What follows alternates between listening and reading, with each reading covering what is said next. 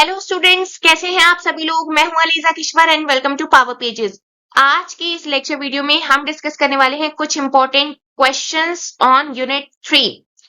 ठीक है, जैसे कि इससे पहले वाली लेक्चर वीडियो में अगर आपने वो लेक्चर वीडियो देखा है तो आपको पता चल गया होगा कि हमारी यूनिट 3 ऑन बिजनेस कम्युनिकेशन पूरी हो चुकी है।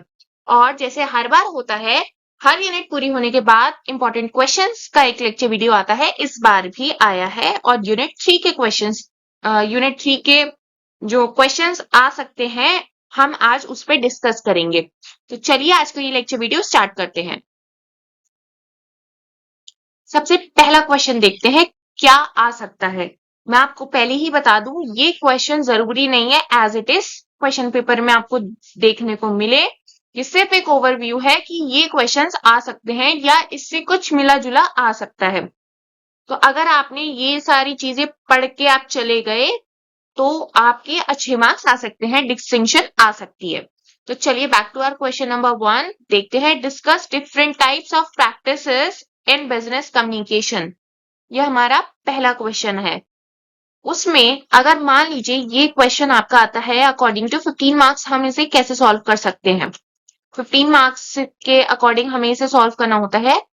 आप लिखेंगे पहले कि प्रैक्टिस ऑफ बिजनेस कम्युनिकेशन का मतलब होता क्या है। ठीक है, देन इसका जो चार्ट है, जो चार टाइप्स है ना, group discussion, interview, report, seminar, ये आपको चार्ट के फॉर्म में बनाना है।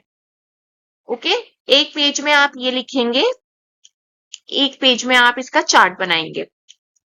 देन आप उसको डिटेल में जो भी चार टाइप्स हैं या प्रैक्टिसेस हैं आप कह लीजिए, उनको लिखकर आएंगे। ये आपका आएगा अप्रॉक्स 2 पेजेस में। डन। एंड देन आप आंसर अपना कंक्लूड करेंगे। दोबारा से बताती हूँ, ये चाहे आप इसे हाफ पेज में लिख बना दीजिएगा। चलिए ठीक है, तो आपका यहाँ पे 2.5 पेज यहाँ पे एडअप हो जाएगा। एक पेज में आप ये लिख कर आएंगे कि इसका एग्जैक्टली मतलब होता क्या है।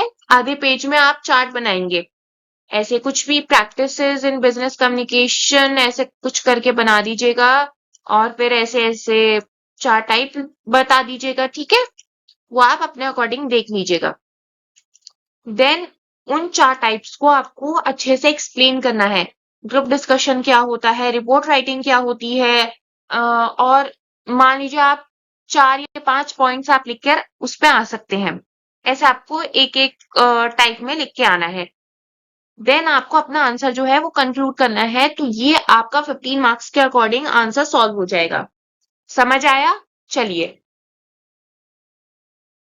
अब क्वेश्चन नंबर 2 देखते हैं। What is oral presentation. Oral presentation क्या होती है। पहले आप ओरल प्रेजेंटेशन को लिखेंगे। ओरल प्रेजेंटेशन होती क्या है आप उसे डिफाइन करेंगे। देन आप लिखेंगे how to conduct an oral presentation, कैसे कैसे प्रेजेंट किया जाता है। आप फिर उसके एडवांटेजेस और कैरेक्टरिस्टिक्स लिखेंगे। Guides to make a presentation through PPT. PPT PowerPoint presentation. ठीक है, यहाँ पे पीपीटी का मतलब ये है, आप वो बताएंगे। देन आपको अपना आंसर जो है वो कंक्लूड कर देना है। अगर ओरल प्रेजेंटेशन की बात आती है तो पावर पॉइंट प्रेजेंटेशन आपको जरूर इंक्लूड करना है। ये वाला ये वाला मैंडेटरी है पॉइंट, ये वाला guides to make a PowerPoint presentation. Okay, and ये वाला how to conduct an oral presentation, ये दो आपको इंक्लूड करने हैं जब भी ओरल प्रेजेंटेशन की बात आए तो। समझ आ गई बात? चलिए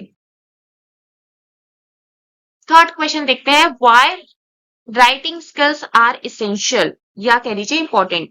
सबसे पहले आप राइटिंग स्किल्स के बारे में बताएंगे कि राइटिंग स्किल्स होता क्या है। ये बता दिया, अब आप उसके डिफरेंट फेजेस बताएंगे।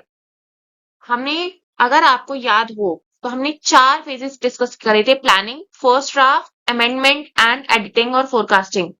ये आप उस लेक्चर वीडियो में जाकर देख सकते हैं। ये वाला इंपॉर्टेंट है। ठीक है, यहाँ पे मेनली आपको यही डिस्कस करना है और ये आप डिस्कस करेंगे अप्रॉक्स आपके ये 3 पेजेस ले जाएगा। क्यों? क्योंकि यहाँ पे ये जो अमेंडमेंट है, ये फर्स्ट ड्राफ्ट है और प्लानिंग है ना, इन सब में आप मिनिमम 5 पॉइंट्स इंक्लूड करेंगे। ठीक है, 4 to 5 पॉइंट्स आप इसमें इंक्लूड करेंगे, 4 to 5 पॉइंट्स आप इसमें इंक्लूड करेंगे ईच। यहाँ पे 4.5, 4.5, 4 या 5 यहाँ है, यहाँ पे 4 या 5, यहाँ पे 4 या 5, यहाँ पे 4 और 5। यहाँ पे आप ऐसे करेंगे, देन आप अपना आंसर जो है वो कंक्लूड कर देंगे। ठीक है, तो ये आपका 5 पेजेस का ये हो जाएगा। 15 मार्क्स में अगर आप 5 पेजेस लिखकर आते हैं मिनिमम, तो वैलिड माना जाता है। अगर आप 3 या 4 लिखकर आएंगे तो हो सकता है कि एग्जामिनर आपको 15 में से 7 या 8 मार्क्स ही दे बस। तो ध्यान रखना है, और हमेशा अपने जो आंसर्स हैं वो पॉइंट्स में लिखे आने हैं। पैराग्राफ में लिखे आएंगे तो 7 या 8 मार्क्स से ज्यादा नहीं देगा एग्जामिनर। क्यों? क्योंकि उसके पास इतनी सारी कॉपीज होती हैं, शीट्स होती हैं चेकिंग के लिए। अगर वो पैराग्राफ पढ़ने बैठ गया तो बाकियों की शीट्स कैसे चेक करेगा ना वो। तो इसीलिए पॉइंट्स में और इम्पोर्टेंट जो भी पॉइंट हो आपके, जो भी रीजन हो, वो आप हाईलाइट कर दें। देन क्वेश्चन 4 देखते हैं, what is written business communication. Written business communication क्या होता है, पहले आप इसका मतलब बताएंगे कि रिटन बिजनेस कम्युनिकेशन होता क्या है। इसे शॉर्ट फॉर्म में WBC भी कहा जाता है। ठीक है, व्हाइट ब्लड सेल नहीं, WBC, written business communication. Then आप इसके इंपॉर्टेंस एंड कैरेक्टरिस्टिक्स बताएंगे। Different types of mediums, memo, business letter, proposal, और आपका ऑफिस मेमोरेंडम, रिपोर्ट, ये सब आता है, यहीं पे आता है।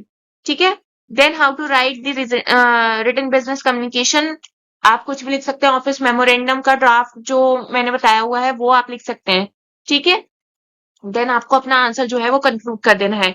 ये वाला जो पॉइंट है ये आपका एक पेज आराम से लेकर जाएगा, और ये भी क्यों? क्योंकि ये बहुत ही ज्यादा बड़ा टॉपिक है, और यहाँ पे डिफरेंट टाइप्स हैं, बहुत ज्यादा टाइप्स हैं। तो आपको मैक्स टू मैक्स 4 पॉइंट्स में अपना एक टाइप कवर कर देना है। ठीक है, जिसमें आप एक टाइप में उसका मीनिंग, सेकंड टाइप में उसका फीचर्स या कैरेक्टरिस्टिक्स बोल दीजिए, थर्ड टाइप में उसकी यूटिलिटी, यूज या इंपॉर्टेंस, एंड फोर्थ टाइप में उसका एग्जाम्पल। ठीक है, चलिए यूनिट सॉरी क्वेश्चन 5 देखते हैं। What are different mediums of written business communication. ठीक है, रिटन बिजनेस कम्युनिकेशन के मीडियम्स क्या क्या होते हैं। रिटन बिजनेस कम्युनिकेशन क्या होता है हम पहले ये डिस्कस करेंगे, फिर हम बनाएंगे मीडियम्स का चार्ट। चार्ट आप किसी भी तरीके से, किसी भी फॉर्मेट से बना सकते हैं, कोई भी रिस्ट्रिक्शन नहीं है। अब जब बात स्पेशली मीडियम्स की करी जाती है तो आप इन्हें और ज्यादा अच्छे से लिख कर आएंगे। यहाँ पे आप कोई भी मान लीजिए 4 टाइप्स उठा रहे हैं तो एक पेज में एक तो आएगा ही ना, आएगा ना। तो आप यहाँ पे इसको किसी भी तरीके से एक पेज में या 1.5 पेज में, और इसे आधे पेज में यहाँ पे, और यहाँ पे इसे 4 पेज में, ऐसे ऐसे करके आप लिख सकते हैं। 5 to 6 पेजेस से ज्यादा नहीं जाना है। क्यों? क्योंकि 28 पेजेस की तो टोटल शीट ही होती है। अगर आपने सब कुछ यहाँ पे लिख लिया तो प्रॉब्लम होगी। ठीक है, समझ आई बात? चलिए अब देखते हैं question 6, what is a memo. Memo क्या है? ये रिटन बिजनेस कम्युनिकेशन का एक मीडियम है, टाइप बोला जाता है मेमो। आपको पहले रिटन बिजनेस कम्युनिकेशन के बारे में बताना है, फिर आपको मीडियम के बारे में बताना है। आप चाहते हैं तो इसे और इसे अलग भी बता सकते हैं, पर इन दोनों को वाइंड अप कर भी 5 पॉइंट्स में लिखा जा सकता है। ठीक है, 5 points are more than enough. आप इसके बारे में एक लाइन बता दीजिए, 4 पॉइंट्स इसके बारे में बता दीजिए। देन कैरेक्टरिस्टिक्स, इंपॉर्टेंस, मेमो के क्या क्या होते हैं, difference between a memo and a letter, most important point जो आपको इंक्लूड करना है यहाँ पे, ये मोस्ट इंपॉर्टेंट पॉइंट है। सॉरी, ये वाला नहीं, ये वाला, difference between a memo and a letter, ये आपका मोस्ट इंपॉर्टेंट पॉइंट है। ठीक है, ध्यान रखिएगा कि ये वाला है, चाहे जब भी बात लेटर की हो या मेमो की हो, आपको डिफरेंशिएट जरूर करके आना है। देन आपको लिखने हैं इसकी components and uses of a memo, और फिर आपको अपना आंसर जो है वो कंक्लूड कर देना है। यहां तक बात समझ आई? चलिए क्वेश्चन 7 देखते हैं। क्वेश्चन 7 क्या है, ऑफिस मेमोरेंडम क्या होता है। ऑफिस मेमोरेंडम भी एक इसका मीडियम ही माना जाता है, किसका? WBC, रिटन बिजनेस कम्युनिकेशन का मीडियम होता है ये। आप इसके बारे में लिखेंगे rules to write office memorandum, इसे हम शॉर्ट फॉर्म में ओएम भी कहते हैं, बट आप एग्जाम में ओएम नहीं लिख कर आएंगे। Points to consider while writing an office memorandum, ये आपको ध्यान रखना है, ये आपको ऐड करना है। फॉर्मेट और एग्जाम्पल ऑफ ऑफिस मेमोरेंडम, ये 2 पॉइंट्स हैं जो मोस्ट इंपॉर्टेंट है यहाँ पे, पॉइंट्स टू कंसिडर और फॉर्मेट। फॉर्मेट मैंने अपनी लेक्चर वीडियो में बताया है, नहीं समझ आया तो आप किसी भी ऑनलाइन एग्जाम्पल लिख सकते हैं, कोई प्रॉब्लम नहीं होगी। देन अपना आंसर जो है वो आपको कंक्लूड कर देना है। चलिए क्वेश्चन 8 देखते हैं। What is circular? सर्कुलर क्या होता है? सर्कुलर भी एक रिटन बिजनेस कम्युनिकेशन का मीडियम ही माना जाता है। माना जाता नहीं है, माना मतलब है। और फिर हम रिटन बिजनेस कम्युनिकेशन के बारे में बताएंगे और सर्कुलर के बारे में। अगेन आप इसको ऐड करके 5 पॉइंट्स लिख सकते हैं। ठीक है, एक पॉइंट में ये आ गया, 4 पॉइंट में, 4 या 5 पॉइंट में आप ये लिख दिया। Then most important, difference between circular and office memorandum. अगर आपने नोटिस किया हो, मेमो और लेटर में मैंने डिफरेंस बताया, फिर मैंने आपको इसके पहले वाले जो क्वेश्चन था उसमें डिफरेंस बताया, इसमें भी मैंने डिफरेंस बताया। तो आपको डिफरेंस जो है वो हमेशा लिखकर आना है। किसी से भी कंपेयर कर दीजिए, सर्कुलर को आप मेमो से कंपेयर कर दीजिए, सर्कुलर को आप ऑफिस मेमोरेंडम से कंपेयर कर दीजिए, लेटर से कंपेयर कर दीजिए, पर आपको कंपैरिजन लिखकर आना जरूरी है। How to write a letter, how to write a circular, ये इंपॉर्टेंट है, ये भी आपको ऐड करना है इसमें मेन। देन आपका इंपॉर्टेंस हो गया, देन कंक्लूड योर आंसर। ये यहां तक समझ आया? चलिए नेक्स्ट देखते हैं, व्हाट इज अ प्रपोजल। इसके पहले वाले लेक्चर वीडियो में हमने पढ़ा है what is a proposal. Written business communication का ही पार्ट है। रिटन बिजनेस कम्युनिकेशन का मीडियम होता है ये।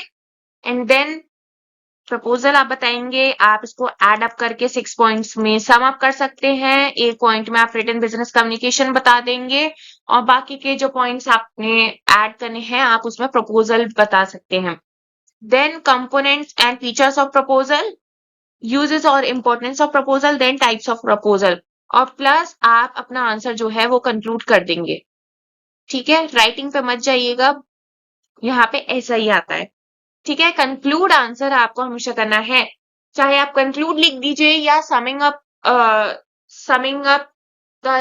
सम अप लिख दीजिए, कुछ भी लिख दीजिए, पर आपको ये नहीं लिखना है समिंग अप माय आंसर। ठीक है, ध्यान से कंक्लूड या कंक्लूजन या कुछ भी लिख सकते हैं, बट ऐसे नहीं लिखना है summing up this answer as. ठीक है, ये वाला लाइन नहीं लिखना है। यहाँ पे आपकी यूनिट 3 जो है बिजनेस कम्युनिकेशन की वो पूरी हुई। आई होप कि आपको यूनिट 3 समझ आई हो, पसंद आई हो, और अगर समझ पसंद आई हो तो please like share subscribe this channel. और अगर कुछ ना समझ आया हो कमेंट सेक्शन में कमेंट करके बताना, मैं दोबारा से ला दूंगी। और अगर तब भी ना समझ आए तो मुझे फिर से कमेंट सेक्शन में बताना, मैं फिर से ला दूंगी। बट मेरा मेन मोटिव ये है कि आपको समझ आना चाहिए। क्यों? क्योंकि ये आपका बेस है, सेमेस्टर 1 है। आगे के जो 5 सेमेस्टर बाकी हैं वहां पे आपको इनकी जरूरत पड़ेगी। ओके, और आगे जब आप पोस्ट ग्रेजुएशन हायर स्टडीज करते हैं वहां पे भी इसकी जरूरत पड़ती है। So that's all in today's lecture video. Thank you. And if you find it useful, please like, share, subscribe this channel. Have a great learning ahead. Bye.